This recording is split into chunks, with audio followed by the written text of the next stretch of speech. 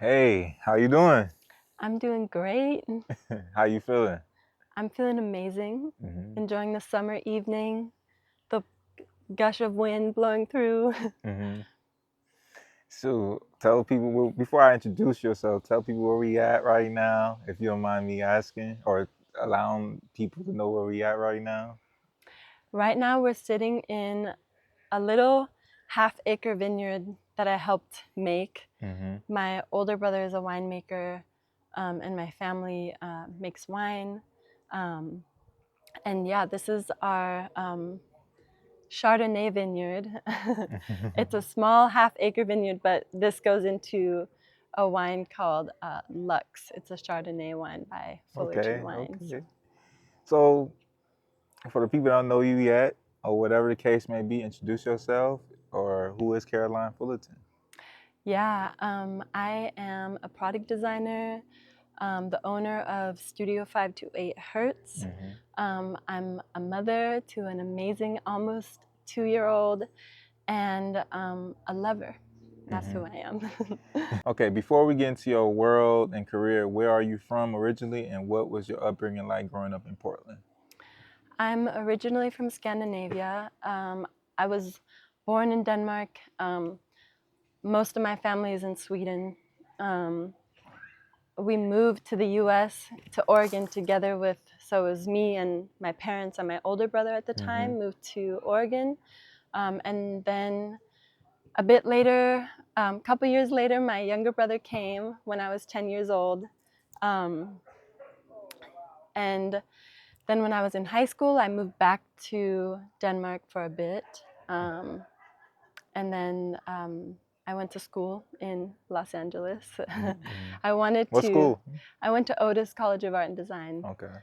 which I loved. I actually, and got, I think I got a full ride scholarship to Parsons and I turned it down, hmm which is like Why? pretty What? crazy. I did summer school there hmm when I was 17 with the fashion design department because that's what I thought I wanted to do. Right. I thought I either wanted to do something within the field of science or something within the creative field, but hmm I felt like I was able to merge my love or interest for science. There's like an airplane driving by. Yeah. um, It's good because there's but noise I thought I cancellation. would be able to merge my interest in science and just all different disciplines into design hmm and use it as inspiration. Right. So I ended up going the design route, but I didn't, it just like I guess the values that I felt at the time coming hmm from the summer school program that I did Right. didn't really align with, it just didn't feel like it aligned with me. hmm And I really enjoyed how Otis was really dove deep into the hands-on make, which is what I've always loved doing, is like really understanding how hmm to make things. hmm Um, More hands-on, would you say? yeah, hmm yeah. So like we learned metalworking, welding, furniture making. I was like in the wood shop, in the metal shop, hmm um, glass blowing, Wow. like sewing, soft goods, everything from like hard goods to soft goods. Wow.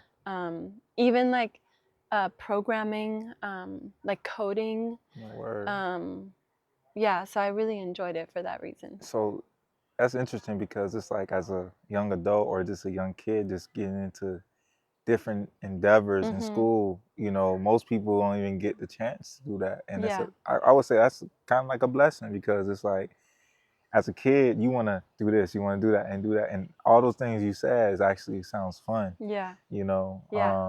So you talk about school. Let's talk about, okay, after LA, did you come back to Portland or did you? Yeah, so I like did not want to come back to Portland. I left to go to high school, like in high hmm school, my junior year of high school, to go back to Denmark. I didn't want to come back to Oregon. hmm I wanted to stay in Europe actually, but I ended up, my mom really wanted me to come back, All right. so I came back, and then I ended up going to, because I could have gone to school for free, and being a Swedish citizen, I would have been Oh, able to wow. go to school for free, which is incredible. but I ended up going to Otis in Los Mm-hmm. Angeles. But I'm really grateful for it. Mm-hmm. And then just quickly, upbringing, I was my mom grew up on a farm, and they made like pretty much everything. Like my grandpa and his dad like built the houses that my mom grew up Mm-hmm. in. Like my grandma was a weaver. I think my grandpa built the loom that she was weaving on. Wow. Like and my grandma's like she loves textiles, Mm-hmm. and then my grandpa loved working with wood. So did my grandma. Actually, she worked at one of the first I almost said pharmacy. She worked at one of the first factories Mm-hmm. that was one of IKEA's first Oh factories. wow. So would you Um, say that influence to? so that influenced me a ton because I always had a love for making, and they really Mhm. helped, like just gave me the opportunity to make. I was making like wooden birdhouses and like carving wooden Mhm. like butter knives with my grandpa, and I was like knitting and crocheting and weaving with my grandma. Um, and apparently there's a story that I would like cut paper hearts with my toes. I would Wow. like put the scissors in between my toes and like cut out paper hearts. um, Right. I don't remember doing that, but that's what everyone like remembers Mhm. from when I was little. But then yeah, after school I had this like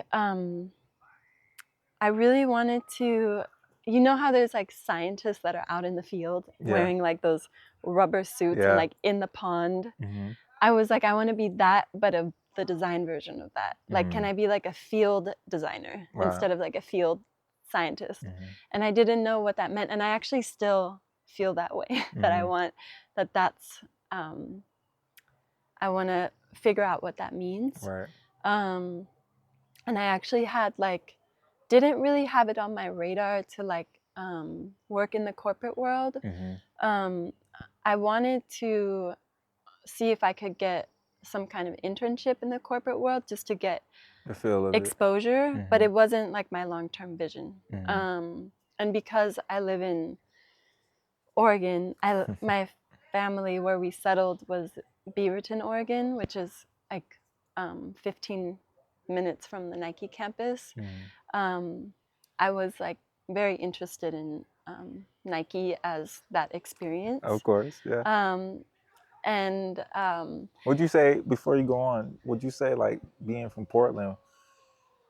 I mean, Nike is Nike, right? Like, what was it like growing up by honestly, people know Portland because of Nike as mhm, well too. mhm. Like, how does that go about in your upbringing, as far as like knowing Nike, being a designer, Yeah, or upcoming aspiring designer? like growing up in the town that's like Nike Town, Yeah, basically. yeah. Um, yeah, it's interesting. Like, I feel like, yeah, I feel like if I would meet someone and they didn't, and I would be like, my family lives in Portland or in Hmm. Beaverton, Hmm. they would be like, oh, like they would know it because of Nike. Right, But it just feels pretty normal. Like right. many, many, many people, like you practically like a lot of people that you meet here work at Nike. Hmm. So it feels pretty like normal. And I also like U of O Hmm. in Eugene Hmm. is also like one of those areas. I mean, that's the birthplace of Nike. Right. So I didn't know that.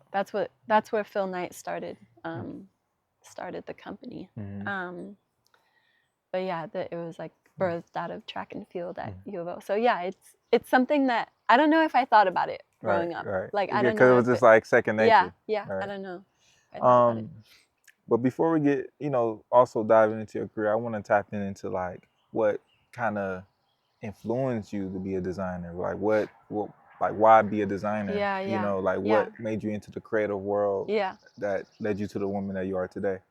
Well, actually, I don't think I finished my previous question, which is kind of ties to Oh, this. okay, okay.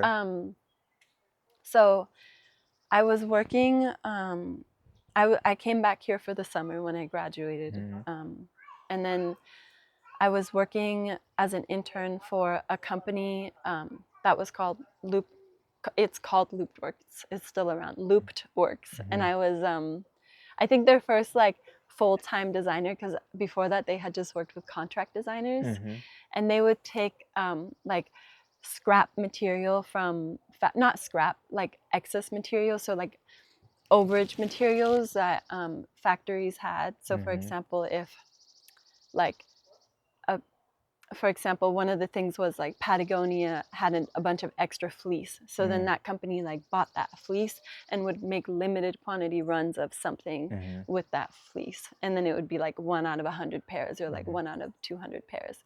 And then they also worked a lot with leather scrap. So like offcuts of leather from factories. So they would purchase this excess or this waste from factories and then make limited quantity runs. So I was designing like everything from like tote bags to trench coats, like random things with having to look at the inventory of what was available, because you would be stuck with the material type and the color type. And yeah, that was really fun. That was an internship. And then after that, I was gonna move to India for 6 months for a contract, a 6-month contract with an appliance design company, to help them like find a modular and sanitary system that you could store water in during times of drought. And I was super excited about that, but my parents were not excited about it. Because they wanted me to stay here. And so they were like, okay, you can do it if you figure all the details out yourself, like the visa, everything. And then as I was figuring out the visa is actually when I had made some connections with Nike. And then I was called in to see if I would interview for a contract position. And then I ended up getting that, well, actually for material design, which I was like, what's material design? But they were like, your portfolio looks like you're very like hands-on, understand materials. So yeah, that led to a contract position there that I ended up taking and not going to India. And then that turned into a full-time job. Wow. But in terms of your second question around like my why design, it's always, it's funny because I didn't realize that I've always been the same until I recently was looking back at things from when I was like in high school, like high school art projects, or like poems that I had written in middle school, or like,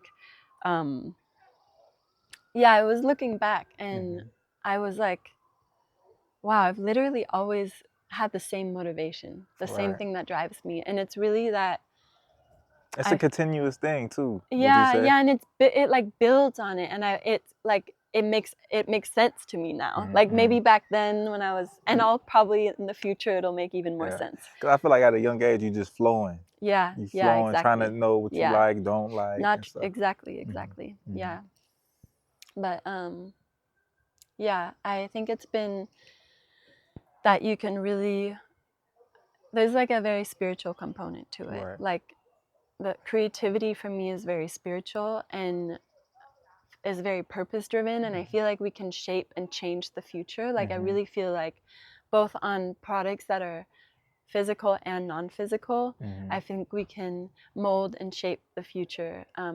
Because it's energy. Yeah, you know, exactly. Anything that you put in, it's a type of energy. No matter, you might not see it, but you feel it. You know, I feel like any product that we make, that somebody's, we was talking about it one time, but shout out to Billy Carson. But you know, that's some type of energy. Somebody really thought of that, and really any tangible things, really it came from a person's brain. So yeah, and I really feel like it comes from all of us. Like we're just kind of like channels for things that need to come through. For sure. And yeah, I don't know if I was able to have the words to describe that always, but I've always had the same thinking. And very, that comes with maturity, would you say?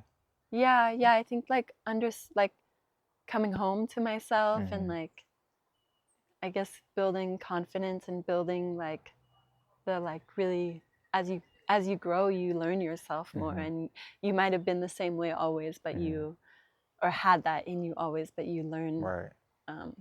Yeah. Yeah. But that leads me to my next question. Like being in the design world, what do you think, or how did you develop those skills to take it to the next level? Because, you know, you talked about the Nike situation in the beginning of your career, or just, you know, in that world. How did you think, or what did you do to develop some skills to take it to the next level? Yeah, I mean, I feel like in the beginning of anything, it's like you're in a really great place because it's kind of like you're naive a bit. And so you just like you don't have all the like maybe like baggage of overthinking or, and so I think that I really like dove into that when I first was entering my career as a designer. And I think that looking back, I'm like, I think that really benefited me to just like to like be fearless and not think about what any like, yeah, to not have like the baggage of like history. Right, right. But then Because you with go my bad, go ahead. no, sorry, what were we gonna No, say? I was just gonna say, just you talk about the baggage. It's just more like just always moving forward, pretty much. Would you Yeah, I say? mean, I kind of feel like if you think about it, like you hear about so many successful people that like dropped out of high school or dropped out of college, and Right. they don't get, I guess, like indoctrinated. And so I think it's like having like coming into a field or into something where you don't have like that almost like indoctrination of like what things are supposed to be or supposed to look like. Right. And just really like channeling your intuition and your creativity. But I also then, as time goes on, you have this like toolbox of things, and I really feel like I've learned a ton from all the creatives that have been around me, and like all the different leaders that I've either worked with or witnessed. And the cool thing is that you can learn from both the people that might not be doing such a good job and from the people that are doing amazing, because you get to and then you get to kind of like define your own style, which is really awesome. So what designers did inspired you coming up as well too? Like specific any type of designers or footwear designers? I actually don't think that I was ever really inspired by other designers. Really? I remember this question coming up in my interview, and which was in 2013, and I felt really, I was like, oh my God, they're gonna like, I'm not gonna get this job because I don't have an answer. Like, I don't have any like designers that I look to. And it was never like, it never felt natural to me in school to look at other designers for inspiration. And still, actually, I don't really do that very much. If anything, I look at other industries, and I love innovating. Like I love future thinking. And part of design, like the magic for me, is when you get to like, it's like the overlap of disciplines. Right. And you get to like, that's what I was saying earlier too, is like the influence from science, or like the influence from different industries. So yeah, I never really looked to like a single person or like a designer. And even if I was inspired by an object or thing, it never crossed my mind to figure out who that was. So I'm like really bad at remembering names, or like if I hear music, I just like the music. And I'm really bad at like remembering who the artist is or like what the song is named. Yeah. But I'm really inspired by my intuition. Would you say and life? Nature, life. Yeah. I'm just inspired by life. I'm inspired by the human experience. Right. And I would say, me knowing you, just even like, we'll just be chilling or whatever. You're like, oh, I gotta take a picture of this, because it's just, and most be life or nature things, or just like you'll probably see like a light bulb, like, ooh, I like this. So I do agree with that. Yeah, totally. Like I work, well, I feel like spot on. Like I can see like a texture on a wall outside walking, and it makes me think of how that could be like a furniture object, or like and then how that can relate back to, like, I see things, and then if the synergy is there, it just connects a bunch of dots for me. Like a conversation I had. I'm really inspired by conversation too. Me too. Yeah. I mean, this is why I do this, Yeah. because it's like, it's a simple conversation that could lead into product or Yeah. anything like that. So I do agree. We do relate to that. Yeah. So all in all, what are the challenges you face being a footwear designer? If you could speak on that as well too. Yeah, I don't know how much, like, I'm allowed to go into detail, but Or just a designer in general. yeah, I would say, like, as a designer in general. I mean, as a designer in general, and I think it's a bit different, like, when I work on my own personal work as opposed to, like, in a corporation or in a company. Or just in general, like with your Yeah. brand, or just the things that you create. Because I feel like even though you're a footwear designer, it's still like somewhat design. But you probably just in general, like for your brand, you influence and stuff like I that. mean, I think the biggest thing is like self-doubt. Like, you Okay. constantly have to Challenge. you're like putting it can be vulnerable. And especially when it's your personal stuff, I think Right. it's even more vulnerable, because, like, you kind of, depending on what you're working on, you put yourself on display a little bit. And especially like with Studio 528, it's very like, I'm very inspired by like what it means to be living, and what it Right. means to live, and like doing things that I feel so deeply connected with and connected to, but not knowing if that's really going to resonate, but then Right. just having to have the trust that it's going to resonate. Right. And then would you say just go with your gut? Just like, Yeah, I would say if you're not going with your gut, it's probably not the right. Like, if you're not, I think that the designer's intuition, well, intuition rules over anything. And I think like, what I know to be true is that we live in a society that from day one, when you're born, is trying to have you outsource your authority over yourself and lose touch with your intuition. And so I think that creativity is a journey back to yourself. And so the more that you can, like, journey inwards and journey back to yourself, the more you unlock right. your potential and unlock your ability to really harness your creative intuition. So I would say that for me, it's been such an amazing journey to, like, go back home to myself. Be true to what you believe in, pretty much. Pretty much. And allow it to, like, reveal to you what you believe in. So before we continue to your other endeavors, one question that I would say that you would be interested in is, how do you balance being a mom and a designer as well? Like, how do you balance those two? Yeah, I mean, it's like the most amazing thing ever. I love being a mom. Like, that's literally my greatest creation and my biggest inspiration. Like, Right. he teaches me stuff all the time, and he just has taught me to set boundaries. And gosh, I feel like when, like, the moment that he was born, I just gained like a whole next level of self-love and a whole next level of confidence that has really helped me to not be afraid to just jump into what I like, to this, like, creative intuition that we were talking about. Right. Right. So yeah, I mean, obviously it gets hard and it can be really exhausting, and there can be moments where you're not the best version of yourself. But I'm like a really big reflector. And I think a lot of reflection that I do also inspires the work that I do.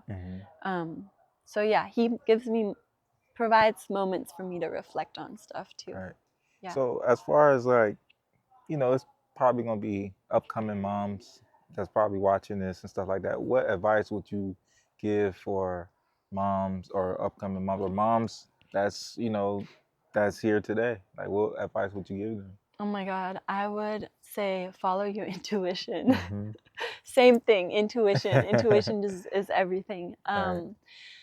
I when he was younger, I think I went really intense into like the whole world is toxic. Like Mm-hmm. I must protect him from everything. And I was not that fun to be around because I was like, he has to only eat this, or like Mm-hmm. he can't watch TV, or he can't do this and that. Right. And then I just had a moment where I was like, I think the way I'm acting is actually more harmful to him than all these things. And I had this moment of like, it was like a download while I was Mm-hmm. driving in the car. And I was like, we're the most powerful. Like we we're way more powerful than any toxin or Right. whatever. And I also grew up with parents that never put anything on a pedestal. They were always like, it's up to you, like you get to decide, like very much like taught me how to think critically. Mm-hmm. And I was just realizing that that's what I want to provide for him too. Right. So I would say, like, as much as you can help your child to think critically Mm-hmm. and make their own decisions, Mm-hmm. because that's the thing that I noticed, the difference between growing up in both Scandinavia and US, and like the difference between the school systems is Mm-hmm. that in the US it's like, remember all these things from multiple choice tests, like you all have to learn exactly this thing. And then in Denmark it was way more like, what do you want to learn? Wow, I And didn't know that. yeah, That's and interesting. like obviously there's like a curriculum, but it's way more like, way more putting like the driver, the what's it called, like the steering wheel in your hands, as Mm-hmm. opposed to like you The being, driver's seat. yeah, Mm-hmm. Being in the driver's seat, pretty much. yeah, Mm-hmm. yeah. So yeah, I would say, and then just being like patient with yourself and with Mm-hmm. your kid, because you can, there's moments and you just learn from it. Right. Yeah. So right now I want to tap into your brand, Five Studio 528. So how did that come about, and what made you create the brand?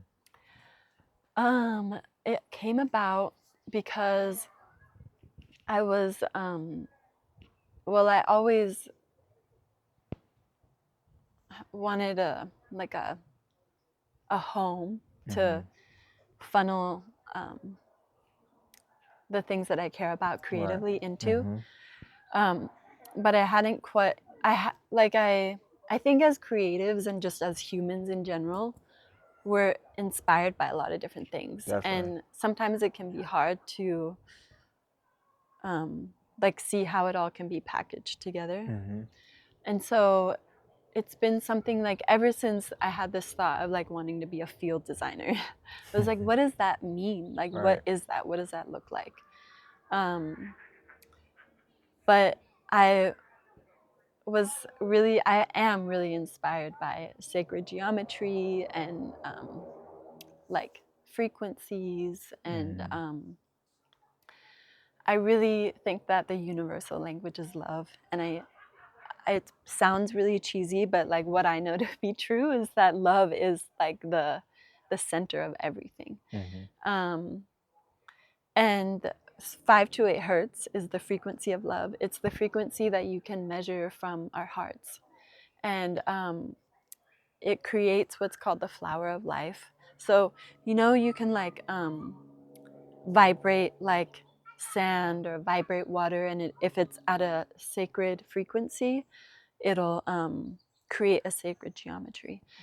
And so, yeah, Studio 528, or sorry, 528 hertz creates the frequency of love. Mm-hmm. And that's in 2D. And then in 3D, it creates 3D or 4D, it creates the torus field. So it goes like out from it everywhere, and that's what you can measure from your hearts. Right.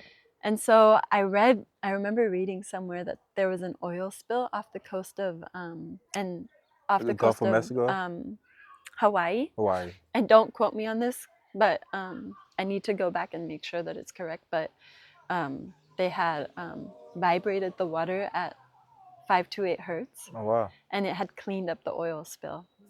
And then also, I just like really believe that everything is. I mean, we know from science that everything around us is 99.999999999% energy. Right. Like everything, and even Just because we can't see it don't mean it's. yeah, but actually sometimes I can see it. Oh Sometimes yeah, yes. like sometimes I can literally see the like the objects and it's actually like wavy lines. Yes. Even music. So it's like this Yeah. the YouTube video I seen, like it's like the vibration of like the music, different, the vibrations of the music. It'll show you like Yeah. like the Yeah. how it was like sand, but the sand would just move all Yeah. over the place. Yeah. So that's energy. Everything is energy. Everything is frequency. Our Everything's bodies, vibration. the way we Like aura, all that yes. stuff. Yeah. Yeah. So because of that, I was like, how can I leave a better imprint on the world? Right. Like what can I do? And I really think that everyone has like even just your thought alone can help influence the overall frequency of the planet. And so yeah, I believe that everything is in like if I make everything from the frequency of love, everything is infused with that and it's just gonna spread it anywhere it goes. So yeah, that's the backstory. We almost finished. Okay, where we at? Okay, so what goods or type of products do you make for the brand for the people that don't know? Yeah, so I'm working on a bit of a revamp right now, and excited to launch some new products, but it's basically the intersection of the things that I care about. And so I make things for your home, things for your body, and then for the soul. So the home is obviously products for your home. The body is products for your body, and then soul is non-physical. It's more just like the energy exchange of thoughts. So like this could be considered part of that. Right. Yeah. So I have some silk scarves coming Oh yeah, that I'm super excited about. guys, I've seen it. It's amazing. I'll just say that. I I'm can't super wait. excited about them. They're inspired by sacred geometry, and there's a couple of like motifs that I play with. One is a flower that's inspired by sacred geometry. It's like a simplified flower, and then another one is a scorpion. Oh wow. I'm a Scorpio. I come from a lineage of scorpions that have a heightened sixth sense, and yeah, I love what scorpions symbolize. I think that they're like sometimes get a bad rep, but symbolize rebirth and birth and death, and they just really symbolize life and the cycle of life for me, and the seasons, and how it all connects together. But yeah, so I have these scarves that have an interpretation of sacred geometry from me. Right. And so when my son was born, the first thing he did was look in my eyes, and the moment we locked eyes, I realized I had known him forever. Like I just like there was no doubt about it. I just knew that I had known him forever. And then there's also this book that I really love. It's called The Lost. It's kind of, you can't audiobook it. It's like a random book. The secret teachings, the children of the law of one and the lost teachings of Atlantis, something like that. It's a really long title. But in there it talks about in Atlantean times how they used a technique to like look themselves in the mirror in really dim lighting, and that looking into the reflection of their eyes gave them glimpses into their past lives. And then also, you know, like when you peer into someone's eyes, you peer into their soul. So I'm really inspired by eyes, scorpions, and flowers. So those are three motifs that carry through the variety of products that I work in and what I'm inspired by. And then I also have been working with a local metal worker in Portland, working on a collection of furniture, also inspired by the sacred geometry flower. And then in the future, currently working with some other people on something that has to do with eyes in a more direct way that I'm really excited about also, which has been in the making since 2021. And I really also don't want to rush things. Like, I want them to be done really well. And I like, it's so to like keep up with just the, I guess, the landscape of the world of consumerism. Everything runs on like seasonal basis, but I don't use that model. And I really just want to like create and have it take as long as it needs to, and make sure that it's being done in a relationship with the manufacturer, the partner, or the artisan that I'm working with in a way that is really infusing the product with love. So that's very important for me. And it goes back to energy. Yeah. It goes back to energy.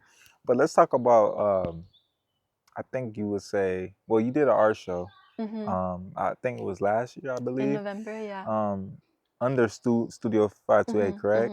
Talk about that. I feel like, what would you say, that was like your first art show, would you say? Yeah, so I've always wanted to have an art show. I've been painting since I was a little girl, and amazing work, by the way. I seen your pieces. Thank you. Yeah, when Quartz was born, my son, like I said, I gained a whole new level of. I always loved myself, and I was always confident.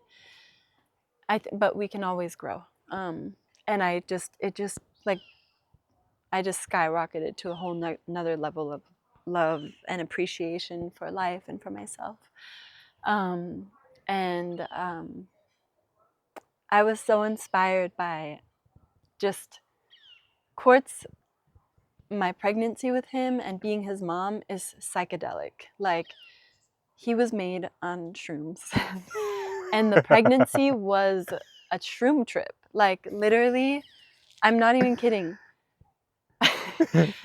One day I had visions. Like, I would have like actual visions during the pregnancy, and I drew those, but that's not what the art show was. But this is all the things that led to the inspiration of it.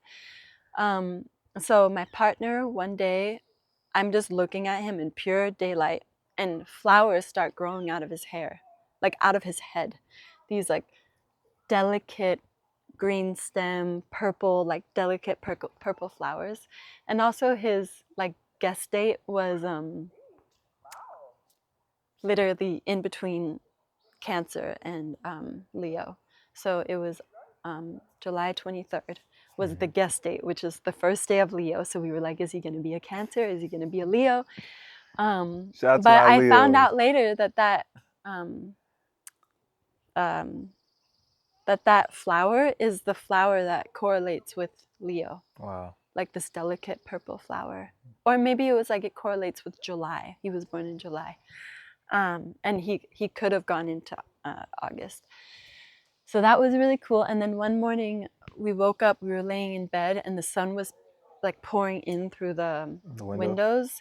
But it was only like, it wasn't covering all of us. It was like all of our skin. It was only covering, like, it's kind of cold. So I'm like, I sound maybe shivery, but it was only covering like parts of our skin. And anywhere that the sun was covering, there was like these like holographic like tattoos, like hieroglyphic tattoos that looked like they were drawn with crayon, like orange crayon that had kind of like that texture, and they were just like hovering off of our skin. It was really, really bizarre. And I was like, I was like, this is really weird what I'm seeing right now. And then I had one more where I was sitting in the mirror I was like sitting with my legs crossed, looking in the mirror, like a tall mirror, and then this beautiful like giant leopard is just next to me, like just literally just sitting, like just looking at me. The whole art show was, sorry, I'm like, there's a lot of things that Not for I sure. was inspired by. So I'll go back. My doula, the doula that we had, did this closing of the bones ceremony. It's a Mexican ceremony, and when that after Quartz was born, and that ceremony. In that ceremony, I was visited by ancestors from my side, from living and dead ancestors, from both my side and my partner's side. And it was really like a healing, it was very healing, and it was very transformational. And that kind of set me off on the path of like, I need to visualize my whole experience somehow. Like, all of this is too potent not to like, I have to document it somehow. Right. And then Mother's Day came around, and on Mother's Day, so he was born in July, and then I guess whenever May came, um, I had this download, this vision. I was like tearing up a little bit, reflecting on what it means, like how being a mom has been. And then this download like entered, and all the paintings were in my mind. And then I sketched them. I showed you the other Right. day. Right. Then I sketched those in my notebook. Yeah. So, and That's that's, crazy. and I was, and it's unlike anything else that I've ever painted or created, because usually I've just like freehand painted, but it was very geometric and like kind of psychedelic. And so it symbolizes like our connection to our ancestors, our connection to other animals that are birthing, and our connection to like, I realized during that ceremony that like I'm now like, my partner and I, we literally influenced each other's lineages and influenced each other's ancestry from making our son. And yeah, it was just really profound and inspired the art So, show. So that's where what was it called? the What score, was it was called Out the Mud. out the? And I think you helped come up with that name. I, Like I think you were I here probably when did. we Yeah. came up with that Like, cause you name. was telling me about the whole story of like the brown tones and Yeah, why it so was I like that. actually So, made all the paint. Thanks for reminding me. or earth tones rather, not I brown made tones. the paint with mud because I'm a water sign, my partner's an earth sign, and together we made a fire sign. So we always, when we met each other, we would always say we're mud, like together we're mud. And mud is like this fertile ground for birthing things out of, like mud and soil. It's like nutritious, like it should be nutritious. Um, and then our son was born in a fire sign, and like fired that mud into clay, and like Oh, wow. solidified us as a family.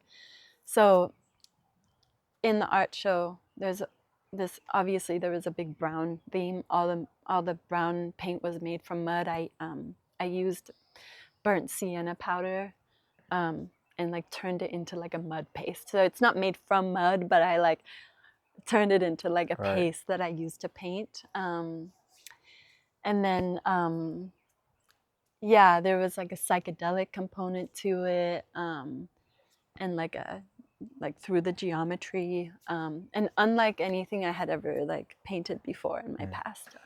How did the people gravitate to the art show? Yeah, it was really successful, and I felt so vulnerable. Like I felt really, really vulnerable, Right. but it was a huge success. And I sold, yeah, I was like visualizing selling out every single piece. And I didn't sell out every single piece, but I sold a lot of the pieces. And I'm kind of happy now that I get to keep some of the pieces. Right. Right. And if anyone ever wants some, but it was successful, and it really helped me. Like, my goal was just to like break out of my comfort zone, which I did. And I would love to have more art shows as part of like events within Studio 528. I actually have another one that I'm planning, but I've just been so focused on the other project. Right. So, Right. yeah, but that also would tie back into the theme of the flower, which was also like there was flowers, there was water, mud, scorpions, psychedelia, um, cycles of time. But yeah, there was a lot of feedback that was people were crying when they were reading Oh like the wow. descriptions, and they were like, I really thought, because each one had its own poem related to it, because I did a lot of writing poems as part of while I was working on the art show as a way to like document the my experience. Right. Yeah. So to conclude this interview, um, what advice would you give to a person that wanted to take the similar path you did? I would say like if it feels like you're forcing it, it's not the right way. Like if it feels like it's easy and it just flows to you, that's the right way. So like if you're having a hard time figuring out what path to go, it's the path of least resistance. Like it's the path where your energy or your intuition is just like you're channeling it with flow. Um, and I would say like it's taken me a long time to get there and to feel comfortable like owning it.